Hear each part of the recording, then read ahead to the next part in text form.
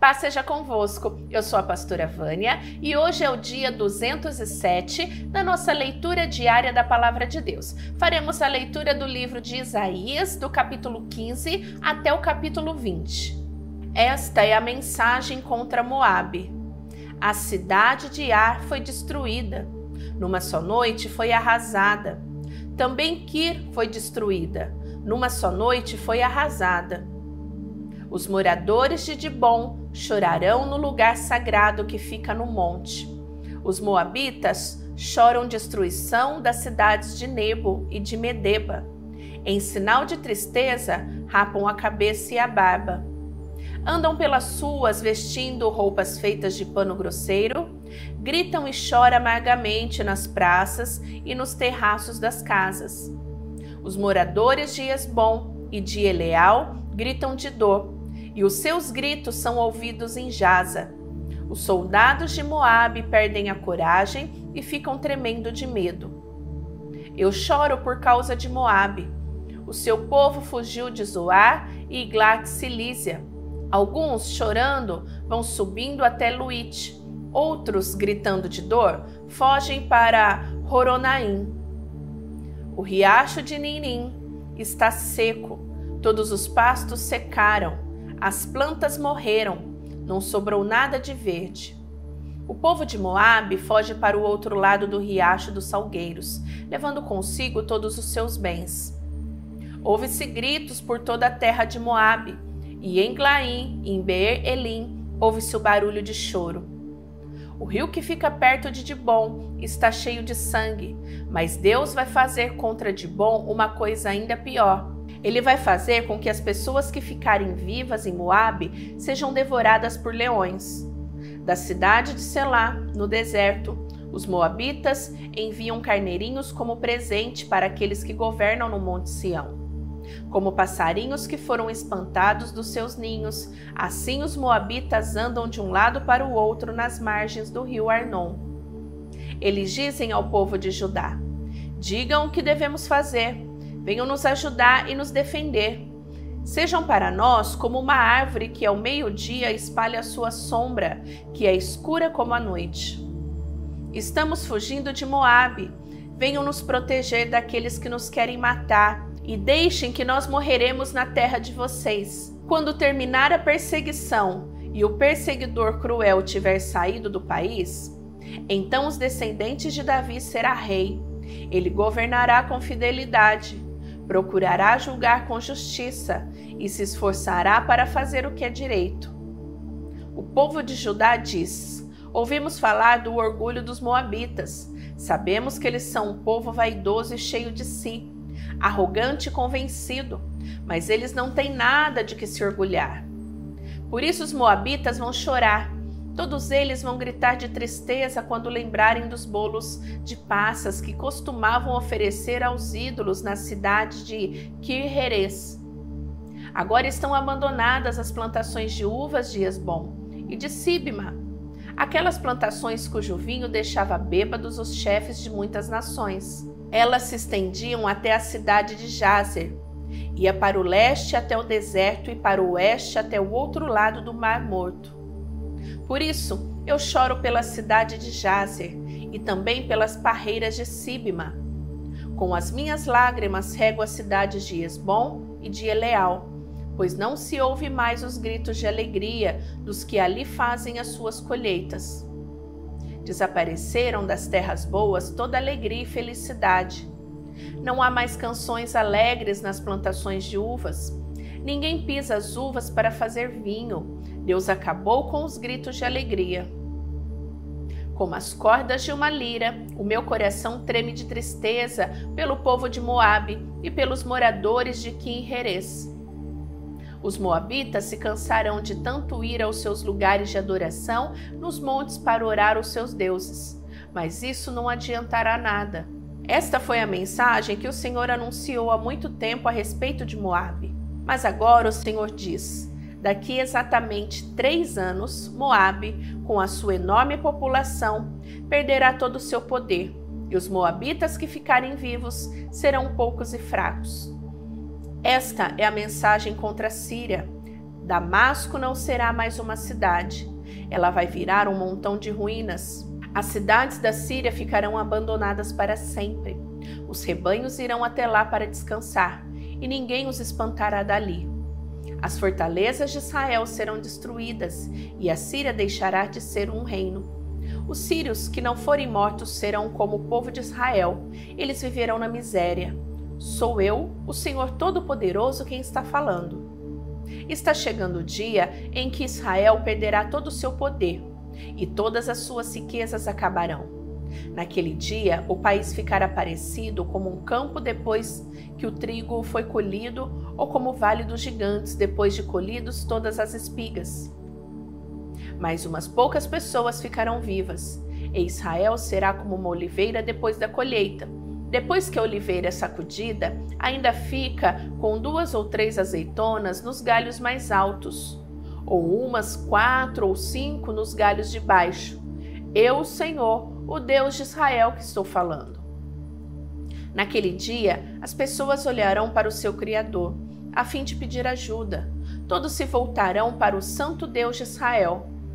Não confiarão mais nos altares que eles construíram, nem nas imagens que eles mesmos fizeram, nem nos postes da deusa Será, nem nos altares de queimar incenso. Naquele dia, as cidades protegidas por muralhas ficarão desertas como as cidades que os heveus e os amorreus abandonaram quando os israelitas invadiram a sua terra. Tudo será arrasado.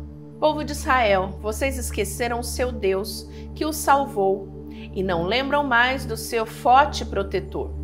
Vocês plantam jardins sagrados em honra dos deuses pagãos. Mas ainda que as plantas desses jardins brotem e floresçam no mesmo dia em que forem plantadas, ainda assim não haverá colheitas nos campos quando chegar o dia de sofrimento e de dor sem cura.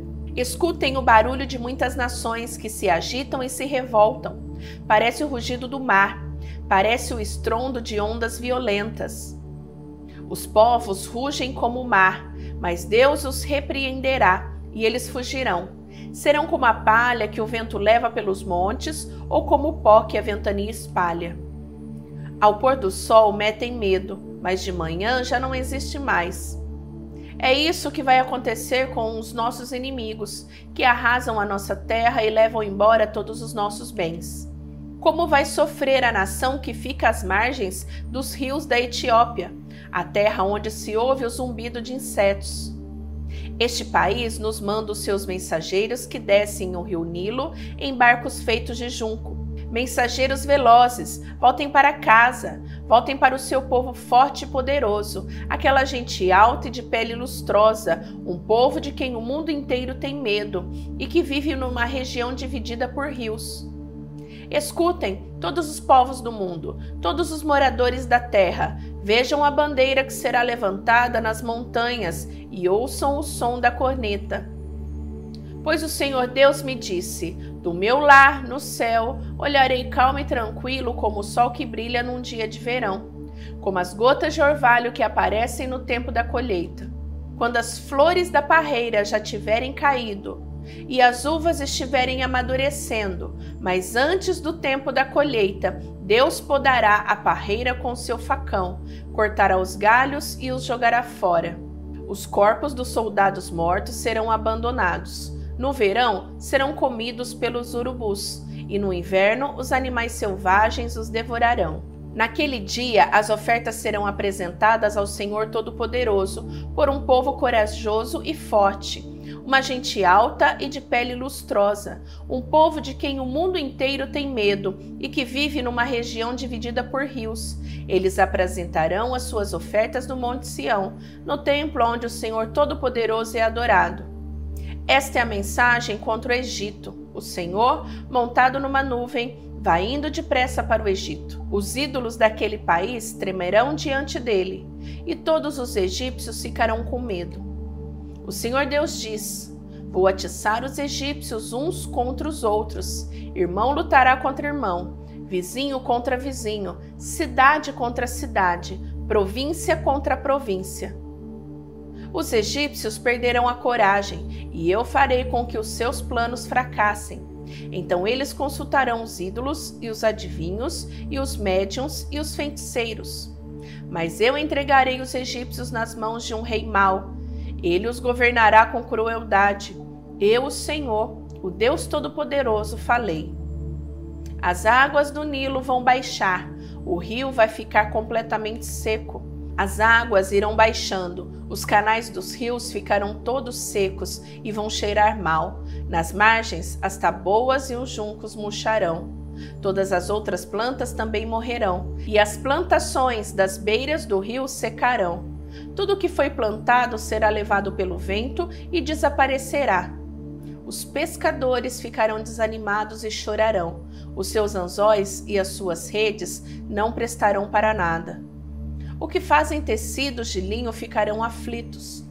Os tecelões e os artesãos cairão no desespero. As autoridades da cidade de Zoan não têm juízo.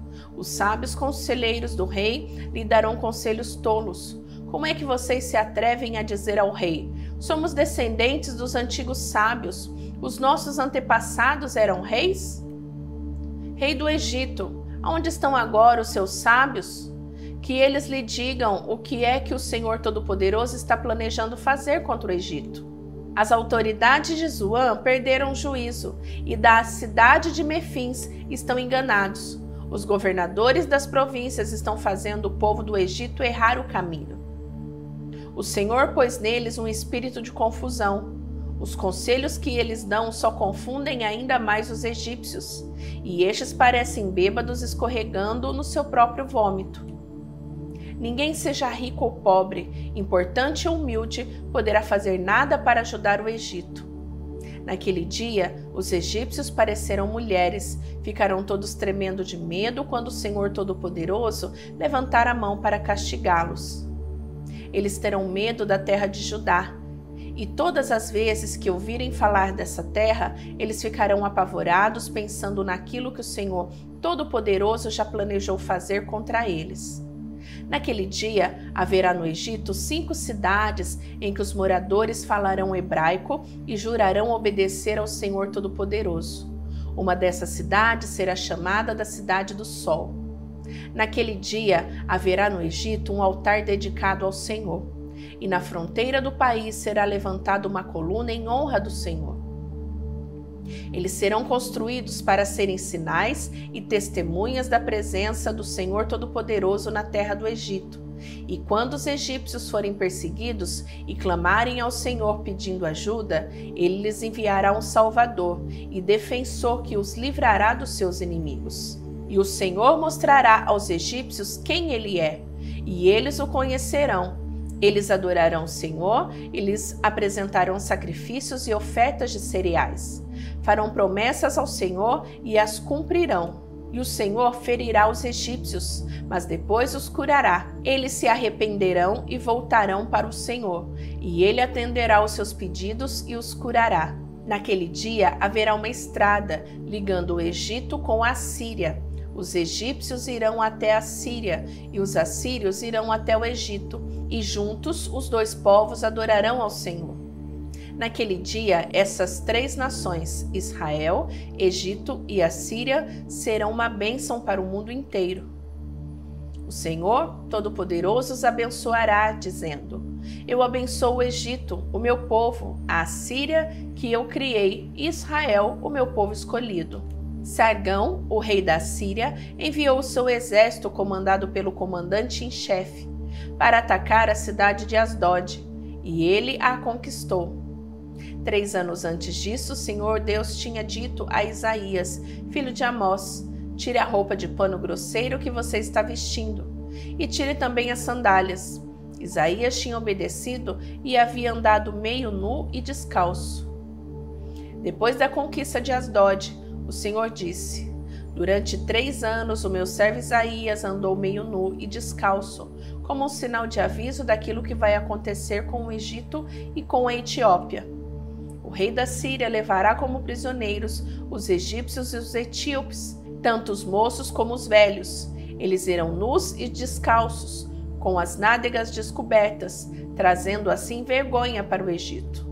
Então aqueles que confiam na Etiópia e que se gabavam do Egito ficarão desiludidos e decepcionados.